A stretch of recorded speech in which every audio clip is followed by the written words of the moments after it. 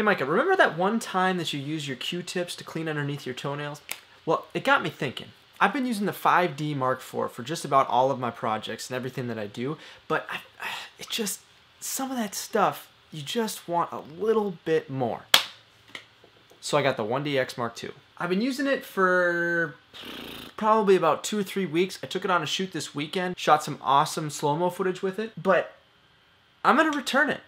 What I love about my 5D Mark IV is the weatherproofing. It shoots 60 frames per second at 1080p. It's got a nice form factor. It's nice and small. The batteries and the memory cards and everything are very easy to access and actually are pretty cost effective. And it works with all my lenses because it's Canon, of course. I knew I wanted to stay in the DSLR family for getting a new camera. And when I saw the 1DX, I was like, you know, it's a little bit expensive, but I think it'll be worth it because it has 120 frames, it shoots 4K at 60 frames per second. I hear the battery life is actually pretty good. Also, I've heard the autofocus is freaking phenomenal, and it's Canon, and therefore it will work with all my lenses. But I think there's a few things that I just got too used to with my 5D Mark IV that I can't look past when it comes to the 1DX Mark II. The first one, and the most important by far, is focus. When I use the 5D Mark IV, I often use this top button to focus whatever I'm pointed at. So I point in the general direction of my subject, I press that top button, and I focus it. With the 1DX Mark II,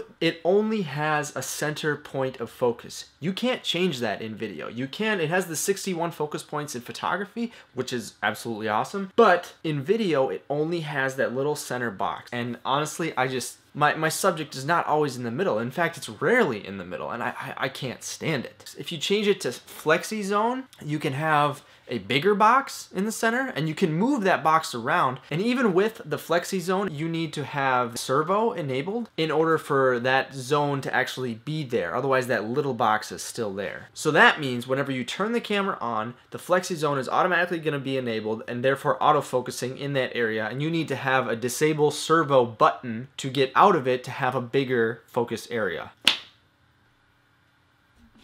Really, Canon? Really?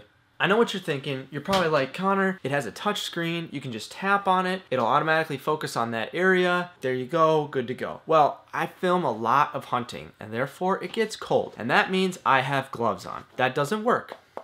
Just doesn't work. Also, I film subjects that go out of frame. Birds, deer, whatever, stuff you can't predict. So if I was to tap on it, it would glide out of frame, and then it would search for focus on anything, and I wouldn't be able to control it. So I'd be tapping on the screen several times in a matter of seconds, and it just doesn't work for me. I'm sorry. If that wasn't enough to get me riled up and get rid of this camera, the second part is the codec. This thing is huge, okay? 1 minute of a 4K file is just about a gig, depending on what your frame rate is and if it's an all-I or IPB. But man, like really? Like, that is so much storage. And not to mention the cost of the cards. For a 128 gigabyte card, which is pretty much what you need for an all-day shoot, that's gonna be $307 on Amazon as of right now. And if you want a 256, you're talking $500–600.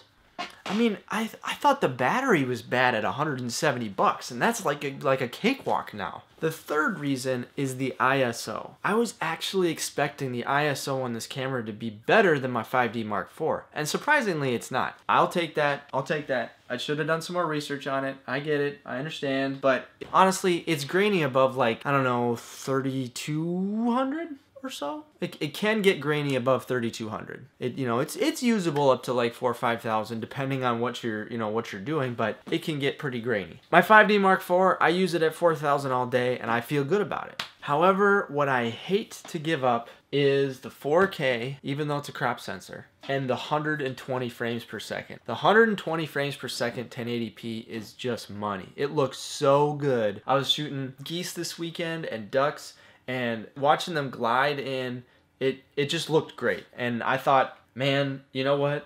That 120 frames is almost worth keeping this camera. But it's not gonna help if you can't get your subjects in focus. Maybe it's just my ignorance of using this camera, and maybe I just need to dive in and use it completely, but with the cost of the cards, the cost of the battery, the cost of the camera, I'm just gonna wait for a better option, because I just... Oh, it's so close. It's so close. Whatever. Anyway, that's all I got for today. See you on the tubes.